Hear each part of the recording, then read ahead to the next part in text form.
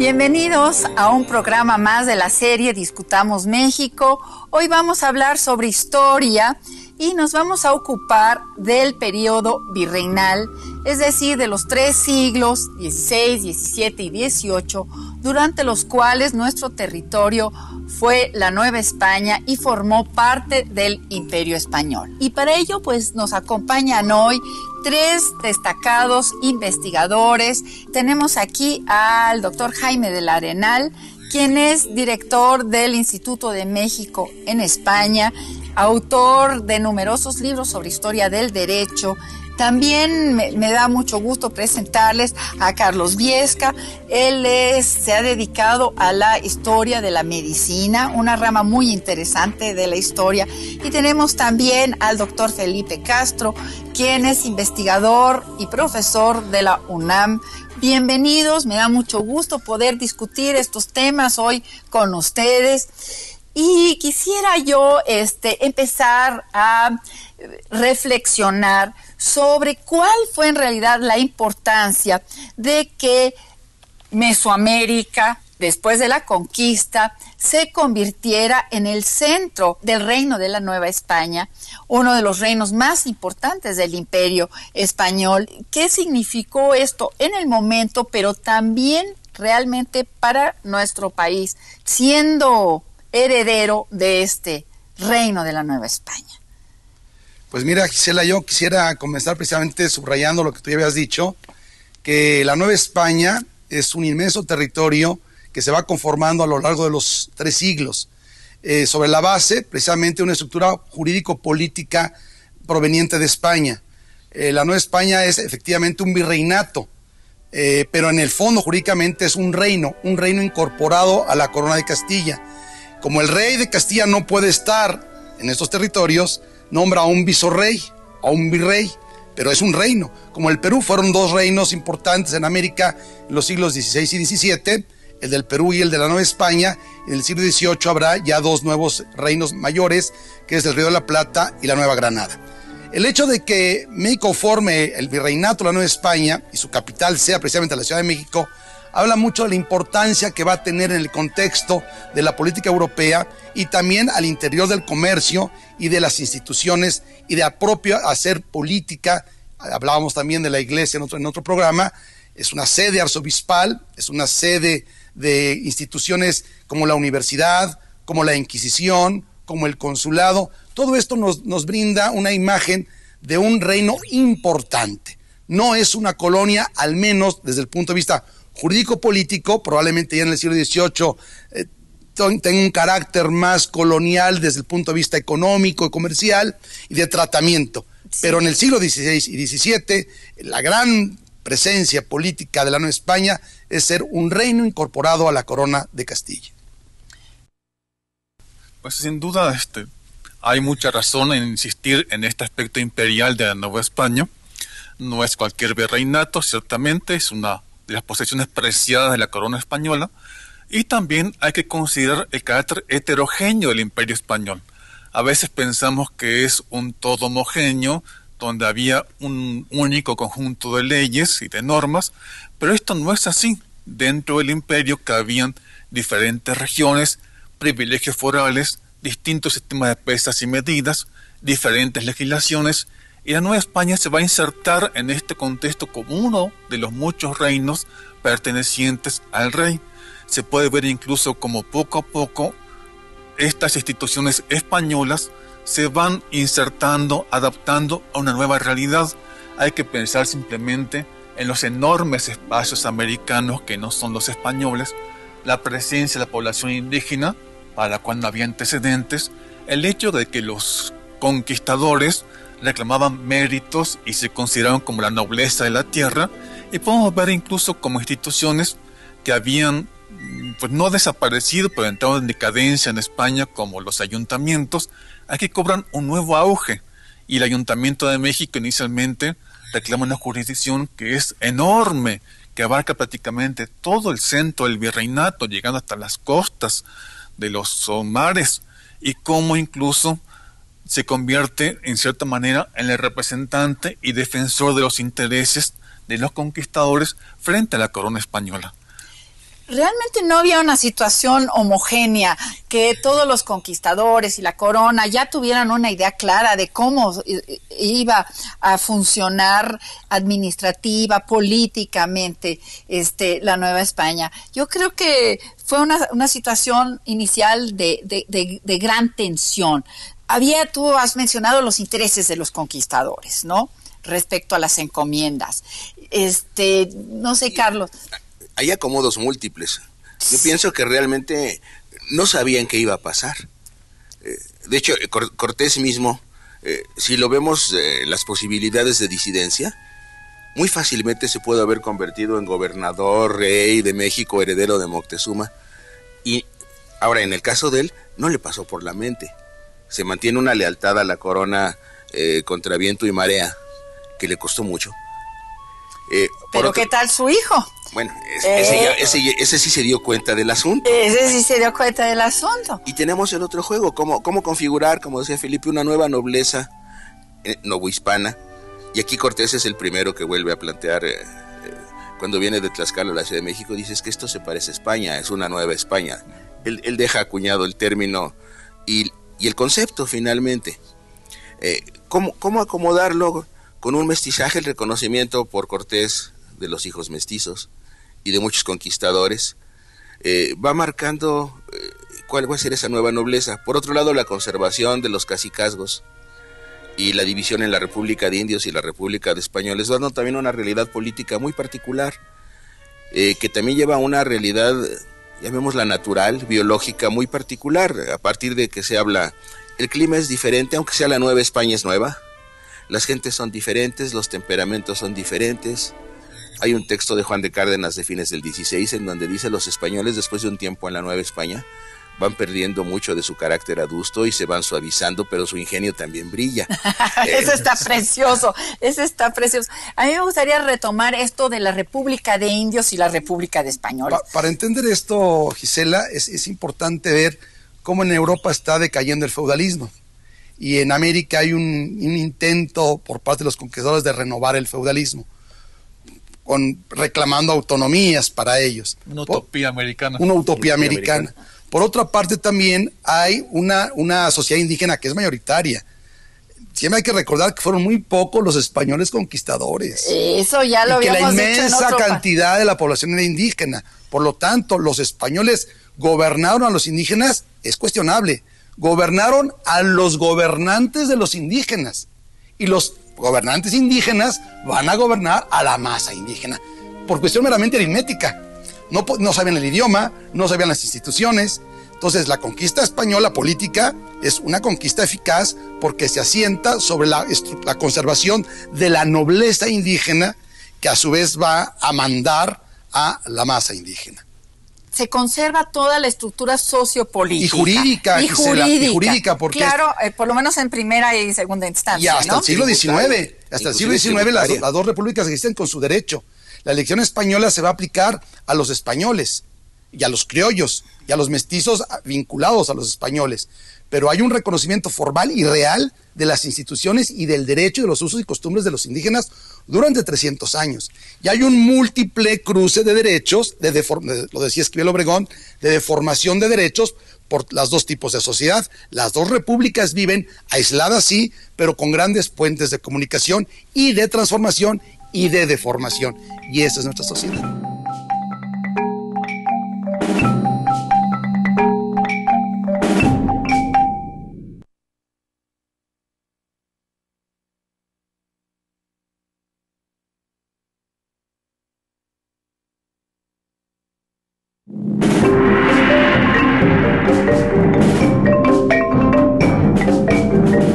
La elección española se va a aplicar a los españoles y a los criollos y a los mestizos vinculados a los españoles.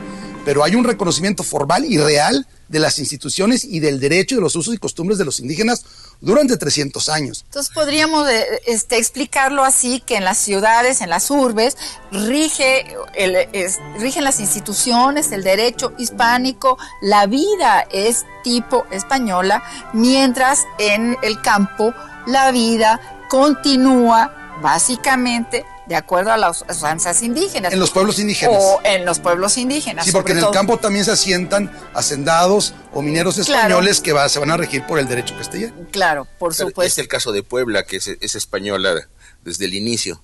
Pero también está la contra, Tlatelolco, una ciudad en el 16 con cerca de 1 millón de habitantes, sigue siendo completamente indígena y tenemos reyes indígenas hasta el 1580. Sí, pienso que es muy interesante señalar que realmente la realidad política y social de la Nueva España es muy fluida. A veces cuando explicamos tenemos que simplificar y referirnos a la estructura, a las audiencias, los virreyes, pero esto se fue construyendo poco a poco y fue resultado de diferentes intereses contrapuestos. La corona quería crear un estado que fuera organizado según las leyes. Los conquistadores esperaban ser nuevos señores, vivir como antiguos señores con el trabajo servil de los indios.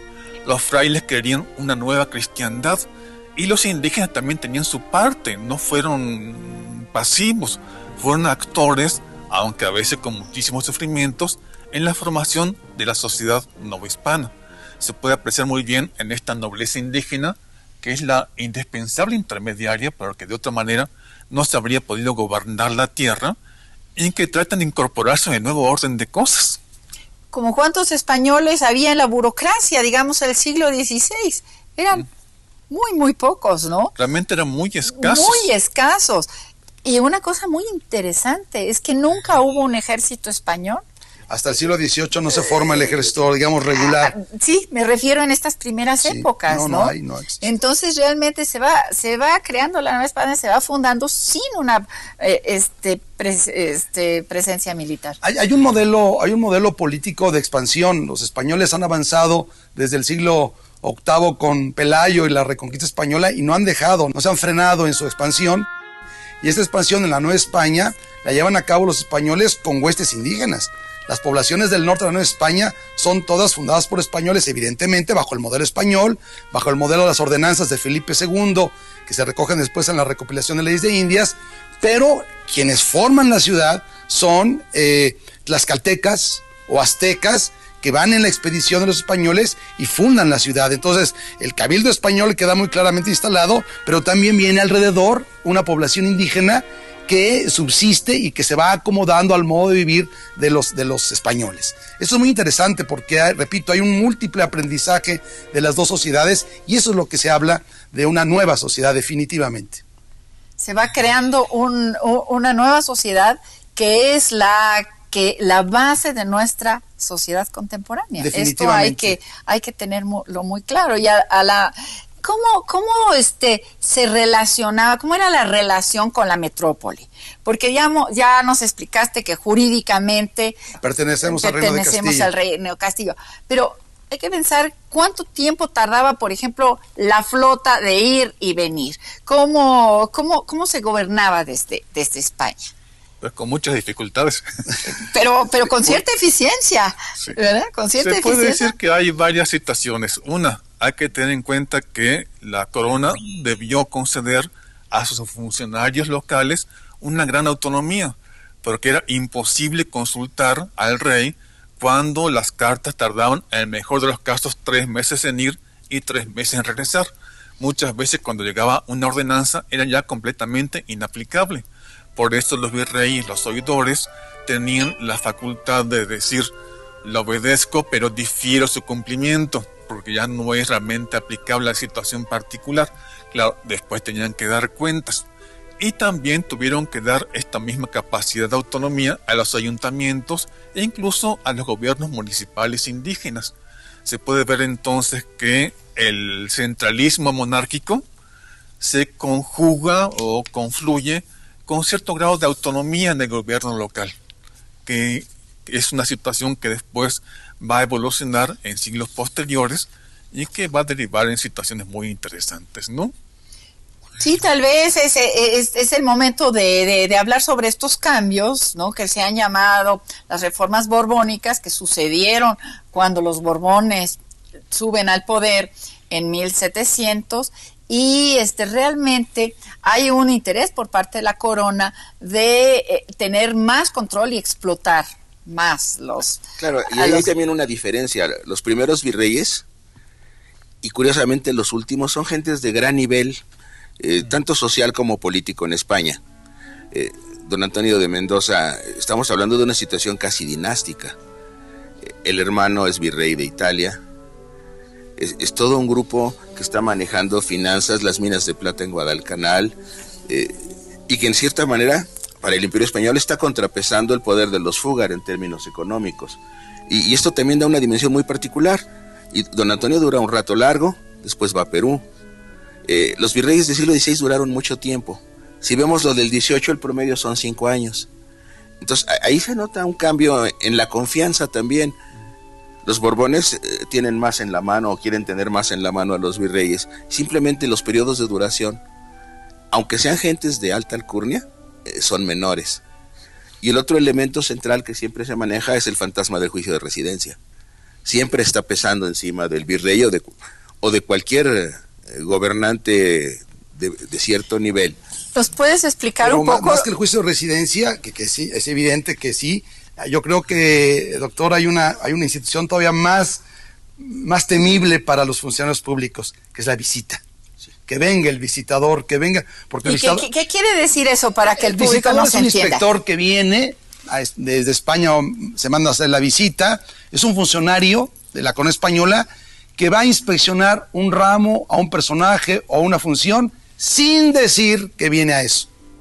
Él llega, va a escuchar, va a levantar, va a ver testigos, se va a informar, va a pedir documentos, y todo el mundo está paralizado porque no sabe a qué viene el señor visitador.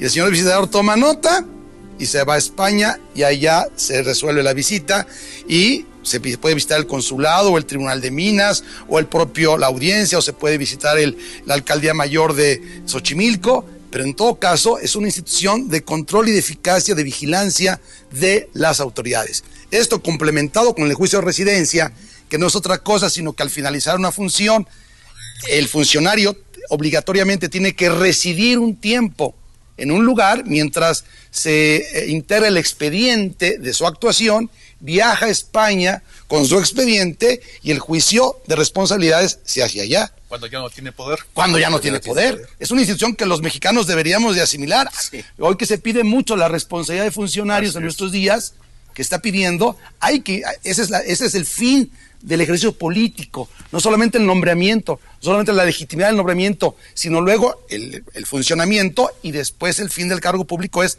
la responsabilidad.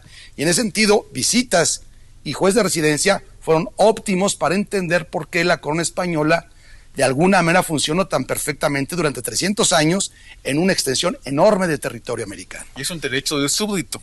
Cuando ya la autoridad ha perdido todo su poder, ya no tiene a su disposición el aparato gubernamental, puede ir ante el juez y decir: me ha ofendido, ha hecho esto mal, ha defraudado.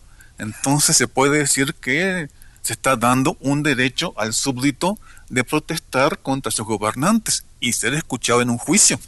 Bueno, pues ojalá que esta plática sirva para que reflexionemos hoy día, y probablemente de verdad sería muy bueno que tuviéramos este tipo de instituciones hoy día. Otra cosa que es muy importante, que es la legitimidad del término del ejercicio del poder, porque el ejercicio termina y simplemente se queda al aire.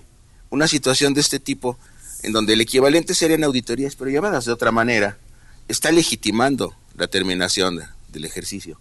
Y eso también tiene un impacto muy, muy importante en términos de gobierno. Claro. Ahora, también para compensar, Gisela, porque luego también nuestro público se puede quedar con la idea de que estamos haciendo la apología en España. No, la historia no se hace ni apología ni juicio. No es nuestra idea. Pero también para ver los aspectos un tanto negativos que han podido llegar a nuestra sociedad.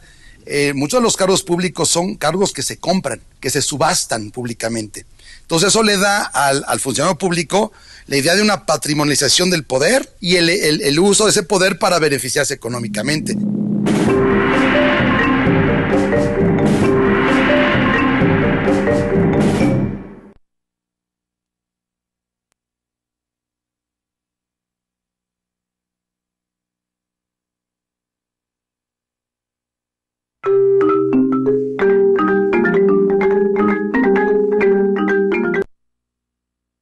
No, la historia no se hace ni apología ni juicio. La historia No sirve es para nuestra eso. idea. Pero también para ver los aspectos un tanto negativos que han podido llegar a nuestra sociedad. Muchos de los cargos públicos son cargos que se compran, que se subastan públicamente. Entonces eso le da al funcionario público la idea de una patrimonialización del poder y el uso de ese poder para beneficiarse económicamente. Ahí hay otra parte negativa del ejercicio del poder. ¿Por qué fue esto? Porque la corona española no es una sociedad en el siglo XVI y XVII, después lo va a ser en el XVIII o va a querer serlo, no es una sociedad burocrática todavía. Es un Estado que está naciendo, que está emergiendo, y en ese sentido la burocratización no es una realidad consumada. Entonces, realmente los funcionarios públicos no son burócratas en ocasiones, sino que son esos, han comprado los cargos públicos. Y muchas veces no con dinero en efectivo, sino que endeudándose. Evidentemente. Y entonces necesitaban, pues, reponer. Ahora hay otra situación, esto lo marca, hay una gran preocupación. ¿Quiénes ejercen los cargos en el ayuntamiento?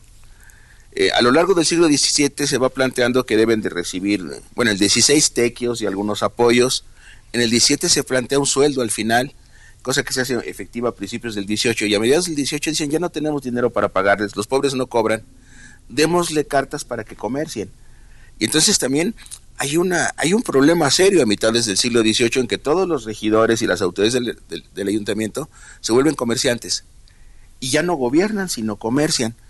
Que esto viene en quejas después con Bucareli y con Revillagigedo. ¿Cómo poner coto a este problema que se les había salido de las manos? Sí, el famoso repartimiento de mercancías, ¿no?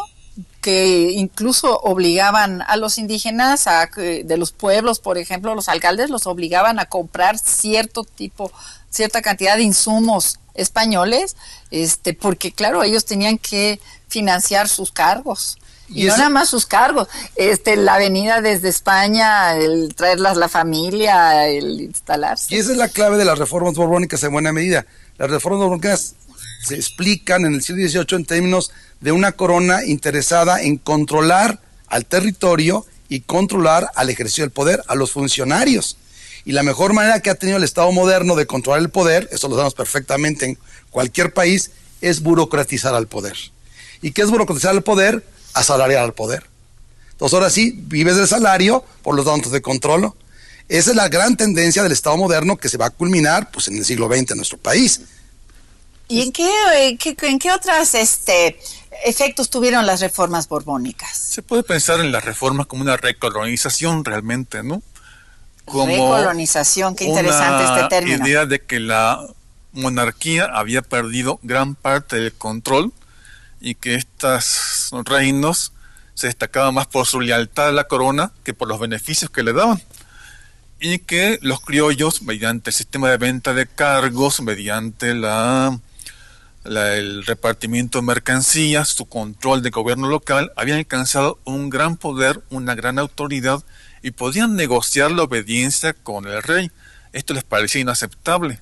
Además, hay en esta época una preocupación por el hecho que la monarquía española parece quedarse atrás. El modelo es el colonialismo inglés y el francés, y tratan de adaptarse estos principios al gobierno novohispano, al gobierno indiano. Se trata entonces de restaurar la autoridad del Estado, de imponerse sobre los grupos locales y también sobre la iglesia, a la que quizás estamos dejando un poco de lado, ¿no? Bueno, pues paralelamente al poder político estaba el poder eclesiástico. Sí, ¿no? sí, y sin duda, Gisela, también aquí creo que hay una mala versión de lo que ocurrió. Siempre se nos ha dicho un poco en la historia mexicana que la iglesia es la que dominaba al poder político. Bueno, esto es un error de base. La iglesia está sujeta a la corona porque la iglesia está bajo lo que se llamó primero el regio vicariato, después el regio patronato indiano. El patrono de la iglesia en España y en la América española es el rey español, quien nombra a los arzobispos, a los obispos, da su beneplácito para los jefes de las comunidades religiosos, establece cuándo se erige una catedral, da el regio pase a las bulas que vienen de España. Es decir, el jefe de la iglesia en América es el Estado español. Y cobra parte del diezmo también. Y cobra parte del diezmo. Es decir, no hay que perderse de vista, es el Estado el que gobierna sobre la Iglesia. Claro, es un Estado fiel, católico, ortodoxo, con buenas relaciones con el papado, y no hay ningún problema en ese sentido para la cuestión religiosa. Pero política, administrativa y financieramente, en buena medida, el Estado es el que está encima de la Iglesia, y entonces la Iglesia se convierte en una institución política en buena medida al servicio del Estado, y no tanto el Estado al servicio de la Iglesia. Estoy de acuerdo parcialmente, pero ya en los hechos, ¿no? Sí hubo controversias entre el virrey y el arzobispo de turno, etcétera. Sí, curiosamente, ¿no? Siempre ganó el arzobispo, ciertamente. Así es, siempre ganó el arzobispo. A ver, Carlos. Pero un primer ejemplo, Zumárraga y el juicio de don Carlos Ometotzin, el cacique de Texcoco. Lo juzga, lo quema por sacrificios humanos, etcétera. Pero inmediatamente le viene una reprimenda real brutal a Fray Juan, y la amenaza es: te quito el arzobispado. O sea, es un ejercicio directo. Con todo el lapso de ir y venir la información, pero se ejerce de inmediato, y el primer gran problema es la diferencia en términos de religión y de exigencias a los indios en relación con los españoles, y después con lo que van pudiendo ser judaizantes o herejes. Se separa totalmente, y el resultado final es un tribunal de indios, y la Inquisición, primero arzobispal y después como tribunal, no tiene que ver con ellos. Exacto, están fuera de su jurisdicción, pero en el ámbito de los españoles, es decir, en el ámbito citadino o de los hacendados, etcétera, españoles, pues sí rige la Inquisición, ¿no? Sí, por supuesto. Y la Inquisición tuvo también un papel de control político, no únicamente de control más religioso político, o de las ideas, que se acentúa en el siglo XVIII, donde la Inquisición ya prácticamente es una oficina burocrática al servicio del Estado. Pero sin embargo también la Inquisición jugó un papel moderador de ciertas costumbres, y lo veíamos en otro programa, cómo hay una religiosidad de alguna manera controlada por parte de estas instituciones. Claro, y cierto tipo de delitos no religiosos, como la bigamia, también eran facultad de la Inquisición. El control de imprenta, ¿no? Y la imprenta, sin duda. Claro. Un detalle interesante, Gisela: en América no se blasfema, en España son blasfemos. En América no se blasfema, ¿por qué? Porque la Inquisición en ese sentido tuvo un éxito notable, rotundo. No se blasfema. ¿En qué falló la Inquisición, por ejemplo? Pues en la idolatría. La idolatría, y somos muy supersticiosos en América. No estoy hablando de los indígenas, estoy hablando de las clases criollas. Nos volvemos también supersticiosos. En eso no pudo hacer nada.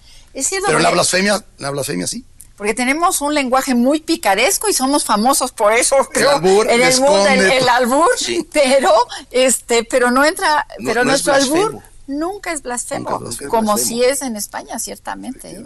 Sí, ciertamente. Aquí es más un juego social, que se puede convertir hasta juego de ingenio.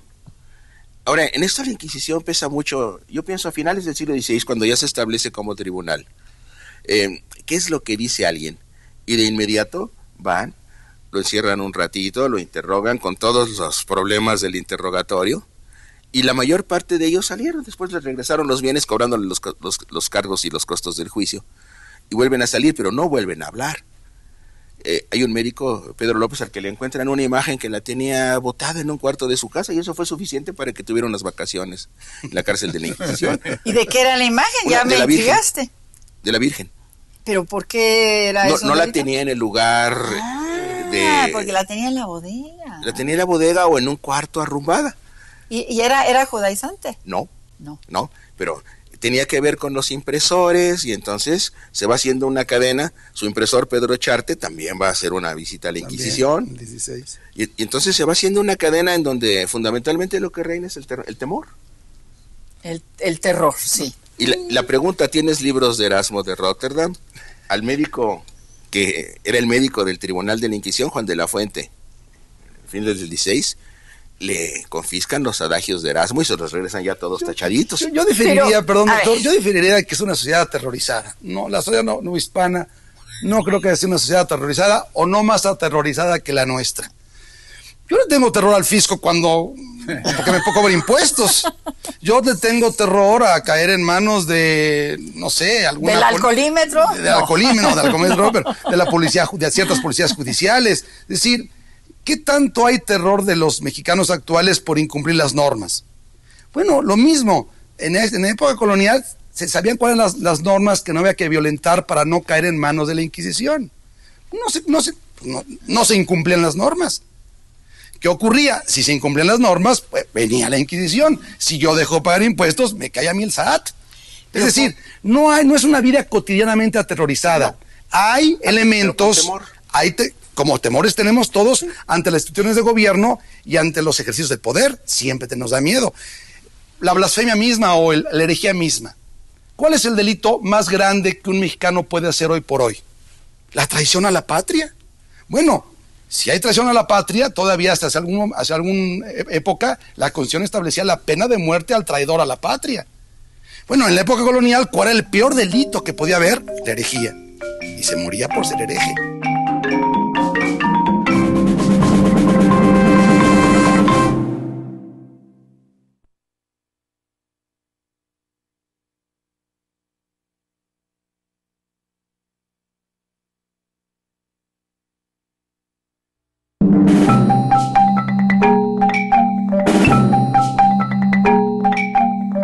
¿Cuál es el delito más grande que un mexicano puede hacer hoy por hoy?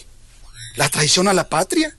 Bueno, si hay traición a la patria, todavía hasta hace alguna época, la Constitución establecía la pena de muerte al traidor a la patria. Bueno, en la época colonial, ¿cuál era el peor delito que podía haber? La herejía. Y se moría por ser hereje. Es un poco lo mismo, ¿no? Hay una situación siempre de diferencia entre la norma y la conducta. Tanto en el pasado como en el presente, tenemos muy claro la norma, la respetamos, decimos que es buena, deseable, y en nuestra vida cotidiana no siempre la cumplimos. Hay una área gris entonces entre norma y conducta, y uno podría decir que las autoridades, la Inquisición incluida, no vigilaban tanto la norma en sí, sino el espacio tolerable de transgresión, ¿no? Exactamente. Eso está muy bien definido. También si vemos la Inquisición haciendo un balance, estamos hablando de Inquisición arzobispal desde el 530 hasta las Cortes de Cádiz que la cierran, no llegan a 140 muertos. Eso en un día Torquemada en España lo cumplía. O sea, entonces realmente aquí más que nada es un imaginario. Y es un imaginario que funciona extraordinariamente bien y que va cambiando los focos de atención. A partir del Manual de Inquisidores de Martín del Río, 606, se gira. Se olvidan un poquito los protestantes y los hugonotes que ya no llegaban. Se cuelan algunos piratas a fines del 16, después prácticamente desaparecen. Y ya no es el gran problema con los judaizantes, aunque se vuelve a armar en el momento en que se vuelven un grupo económicamente importante en el noreste. En ese momento aparece el problema de Argelia Carvajal y quizás esa sea una de las ejecuciones más grandes yo creo que no posiblemente, la más grande en la historia de la colonia. Y los términos fundamentalmente son económicos, el trasfondo es económico. Yo después, siempre he creído que se incautaron esos fondos, aunque creo que no está comprobado. No, parece que sí. Pero parece que sí los incautaron. Y luego a fines del 17, pues cuando Guillén de Lampart, que era sospechoso porque era de origen irlandés, con apellido afrancesado, etcétera, pero no hubiera tenido problemas si no se le ocurre declararse rey de México. Claro. Bueno, a veces se ha afirmado que la prohibición que la Inquisición ejercía sobre los textos impresos fue como el book review de la época, ¿no? Porque sacaban el index de los libros prohibidos y había quienes iban al index para ver qué era lo interesante para leer. Ahora, yo sí pienso que en el campo, por ejemplo, teológico, etcétera, la Inquisición sí causó temores y sí frenó un poco la libre expresión, pero tal vez no fue tan a nivel tan general de la población, pero sí de los grandes pensadores. Sí me parece que la Inquisición definitivamente fue un freno. Pero podríamos hablar mucho tiempo más de la Inquisición, pero vamos a irnos a otros temas. Por ejemplo, ¿cómo era la vida de la corte? ¿Qué implicaba el tener una corte que se supone que era una réplica de la corte real de España. ¿Cómo funcionaba esta vida de la corte? Bueno, hay que tener en cuenta los conceptos de la época, ¿no? Que un gran señor debe tener a su lado una serie de personas a su servicio, le llaman la familia. Y la familia no es solamente los parientes, sino todos aquellos que son allegados, hablaríamos de su clientela. Por tanto, dicen, tanto el virrey como los grandes nobles, tengo tantos que asistan a mi mesa. Son las personas que lo elogian, lo acompañan, cuando sale a la calle van con él, se sientan junto a él en la mesa. El señor a su vez recompensa esta lealtad concediéndole puestos, pequeñas granjerías, como le decían, y se forma entonces una sociedad cortesana muy particular, ¿no? Que la más notable de las cuales es la del virrey. Realmente el palacio virreinal era una pequeña ciudad, ¿no? Había sus juegos de cartas, su truco, sus lugares, sus pequeñas cantinas, sus espacios de sociabilidad, lugares donde vivían los sirvientes, la familia del virrey y muchos funcionarios que ahí residían. Realmente hay que pensar en la corte mexicana como una imagen local de lo que fue la gran corte de los reyes, ¿no? Pues qué bueno que ahora van a abrir como museo al Palacio Nacional, que en su época fue el Palacio Virreinal, que todavía no tenía el último piso, pero nos va a dar tal vez una idea de cómo son los espacios a los mexicanos allá adentro, y nos podríamos imaginar lo que tú has ahora descrito, ¿no? De este gran espacio con toda esta vida. Era bastante caótico, ¿no? Era mucho más, no era tan ordenado como un conjunto de oficinas, era un espacio social. Muy interesante. Y con el terrible problema, ya en el 18, hay un texto de Bartolacci que habla de las señoras de la corte. Entonces, hay un gran problema aquí, la altitud y los corsés apretados, que hacen que cuando las señoras toman chocolate y están de ociosas, se vuelvan histéricas. Y eso está marcado desde el siglo XVIII. Tú como médico nos podrás decir que no era nada sano el tener esos corsés que te hacían una cinturita de avispa, pero que... Bueno, la parte buena que podría decirse es que tan apretados los ojos se les agrandaban. Pero se veían más bonitas todavía. Claro, pero sano de ninguna manera. ¿No? Y la observación de Bartolacci es muy interesante porque dice, el chocolate sí produce gases. Y los gases con el corsé es algo espantoso, se les mueve todo en el interior. Hablando del chocolate, Gisela, León Pinelo, uno de los grandes juristas españoles, expertos en el derecho indiano, es decir, en este derecho nuevo que se forma en América, que estuvo en el Perú, escribe un tratado sobre las ventajas del chocolate, es decir, esta sociedad preocupada no solamente por los aspectos espirituales, sino por los aspectos, inclusive la dieta, ¿no? Es que América realmente provocó el ingenio y la imaginación de los europeos a un grado verdaderamente asombroso, ¿no? Fue tanto el colorido, la sociedad, las gentes, los colores de la piel, las costumbres, los usos de este mundo americano, que el europeo reaccionó de una manera, en estos inicios de la racionalización que se dan con Descartes, de una manera que no quedaba definido en el mundo antiguo y que provocaba nuevas conceptualizaciones, nuevas definiciones y nuevas supersticiones también. Sí. Ahora, en el terreno de lo religioso, el chocolate tiene otra situación muy particular. Se planteó y se ganó el que el chocolate no rompe el ayuno para comulgar, ni en los sacerdotes para decir misa. Claro. Bueno, porque era tan importante tomarlo, ¿no? Sí. Lástima que se ha perdido mucho esa costumbre. Hoy día en todos lados te ofrecen un café, pero en aquel entonces era obligado el chocolate, era obligado. Algunas monjas al entrar al convento hacían votos de abstinencia, etcétera, en donde se excluía el chocolate, se no entraba en los votos. Con una duda grande, porque también hay textos que decían que era afrodisíaco. Ah, bueno, entonces eso sí les ha de haber causado muchos problemas, ¿no? Sí.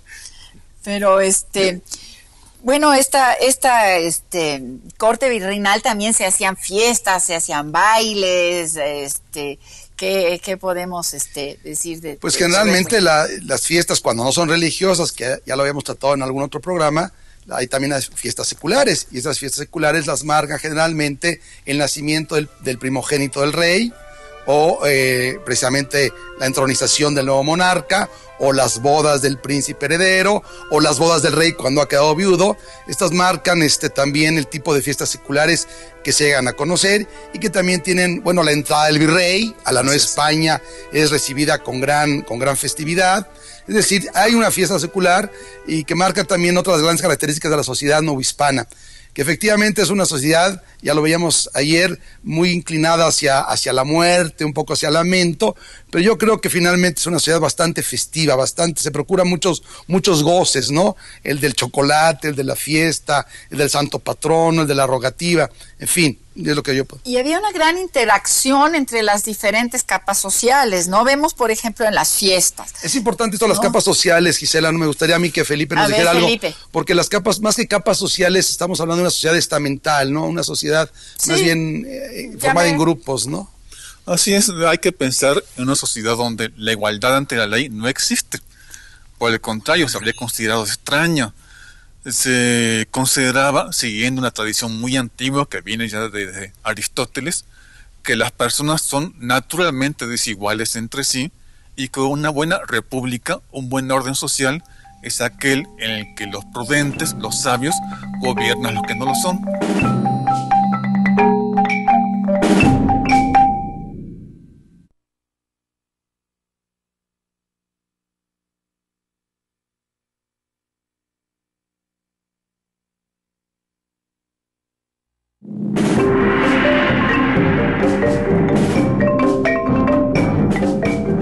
Así es, hay que pensar en una sociedad donde la igualdad ante la ley no existe.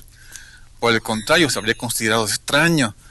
Se consideraba, siguiendo una tradición muy antigua que viene ya desde Aristóteles, que las personas son naturalmente desiguales entre sí y que una buena república, un buen orden social, es aquel en el que los prudentes, los sabios, gobiernan a los que no lo son. El orden social y político es naturalmente jerárquico y así debe ser. Se ve en todas las expresiones de la vida. Un español, y ser español tanto, naciendo en Sevilla como en Iztapalapa, podría ser muy pobre y de igual condición que un indígena o un mulato, pero por el hecho de ser español se sentía superior. El indígena a su vez decía, bueno, yo soy indígena, pero estoy especialmente protegido por las leyes. Se decía, es privilegiado el indio, aunque nos parezca extraño, y defendía sus derechos y defendía su condición de persona que debía ser especialmente protegido por la autoridad y las leyes. Se manifiesta muy bien en las procesiones y en las fiestas, donde por un lado todos participan, es un ritual, digamos, de unión social, de solidaridad, pero a la vez se marcan muy bien las jerarquías. Totalmente. Sí. Por ejemplo, en los toros había realmente problemas cuando no se respetaban los lugares de ciertos funcionarios. Eso implicaba una demanda, implicaba toda una problemática, ¿no? Es una sociedad de privilegios, Gisela. La sociedad novohispana es una sociedad de privilegios que se nota. Nosotros que hemos estudiado los pleitos judiciales de la Nueva España referidos a los grandes propietarios, muchos de los grandes pleitos que se encuentran en los archivos judiciales coloniales son archivos por problemas de precedencia. ¿Qué significa? A mí me tocaba este lugar y lo ocupaste sin pedirme permiso. Y entonces me pusiste más a la derecha, perdóname, yo voy más a la izquierda, estoy más junto al virrey y me has desplazado. La precedencia es fundamental. O yo voy primero en la procesión y no atrás, o en qué lugar voy de la procesión. Y si nos vemos como sociedad actual, todavía nuestra sociedad es muy sociedad de precedencias. ¿Quién sale en la foto? Y quién no sale en la foto. Claro, es decir, ¿por qué? Porque somos una sociedad, es una sociedad de representaciones hacia afuera, de plazas, de una sociedad que festina lo público. Pero yo creo que también es una manera de hacer público el poder, ¿no? El lugar que ocupas en la sociedad, ¿no? Un indio no se podía vestir como un español, ¿no? Ni usar el sombrero. Ni siquiera. Hay un caso ni usar caballo. Ni usar caballo. Hay casos de excepción. Encontramos en un documento en el Archivo General de la Nación, en donde don Antonio de Mendoza autoriza al médico, a Martín de la Cruz, médico indígena, y lo autoriza a usar caballo, a usar pantalón a la española y a usar sombrero. Y luego hasta lo autorizan a llevar ballesta y dice, y a usarla, porque como médico tiene que salir a lugares que no son seguros. Una cosa nada más es llevarla y otra es usarla. Hay que llevarla, se puede llevar, pero usarla es otro asunto. Es otro asunto. Y es que esto una sociedad de privilegios te lleva a una sociedad de excepciones. Claro. Y efectivamente, los privilegios están enmarcados, acartonados. Pero si pagas, o si me convences, te dispenso. Y hay la excepción. Entonces, es una sociedad acostumbrada a exceptuar la norma general para los casos concretos. Por eso con lo cual se constituyen nuevos privilegios. Claro. Incluso, bueno, la cortesía llega a explicitarse en normas jurídicas. Se especifica quién debe hacer determinada cosa, quién puede ingresar, cómo debe de recibirse.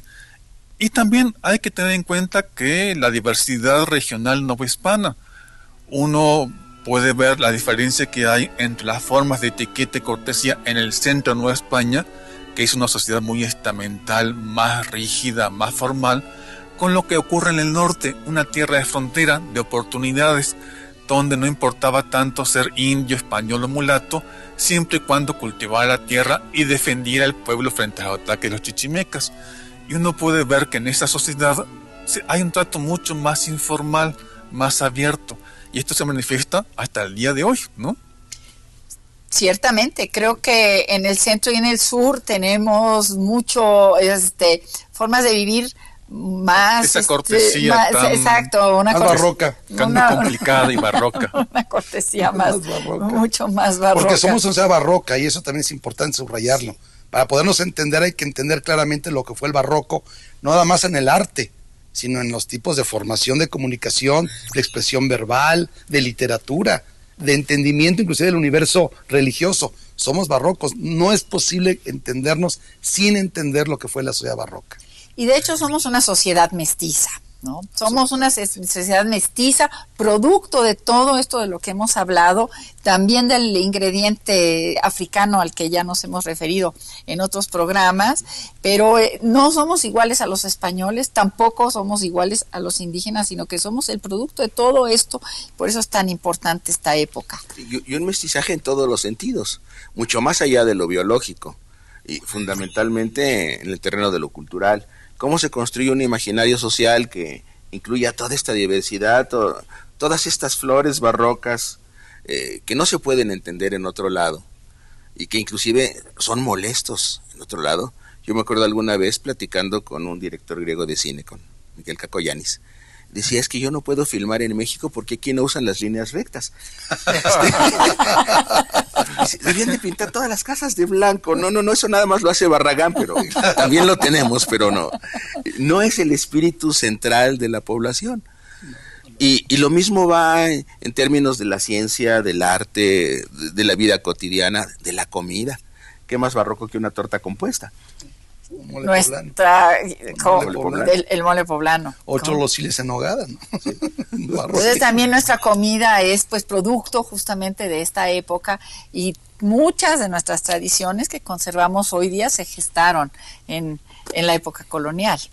Y son ires y venires porque tanto los indígenas toman mucho del español, a veces de manera forzada, sí, a veces porque están muy interesados, ¿no? Se puede ver que muchas formas de vestimenta prosperaron y fueron tomadas con interés, pero también los españoles que llegan aquí, al rato ya son muy distintos a sus parientes en España.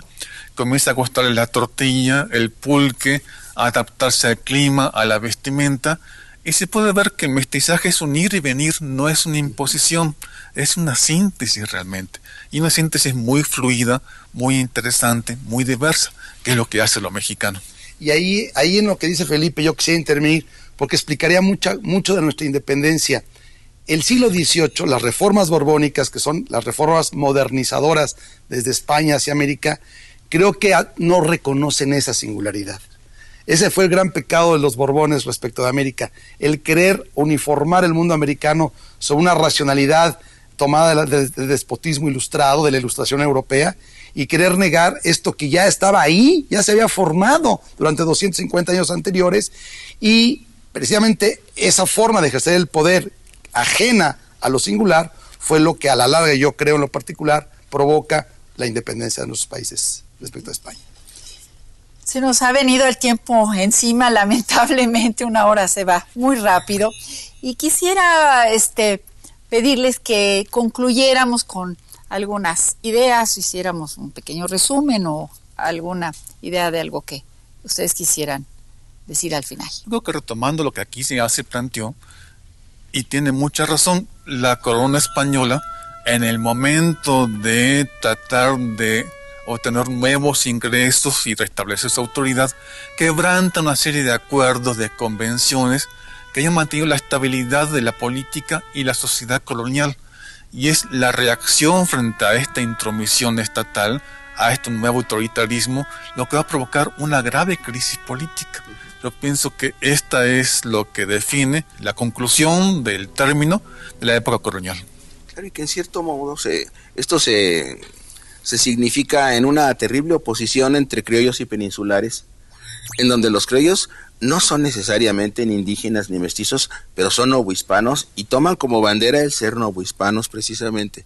Y quizá la figura que surgiría aquí, que es muy interesante y habría que estudiar más, es la de Iturrigaray.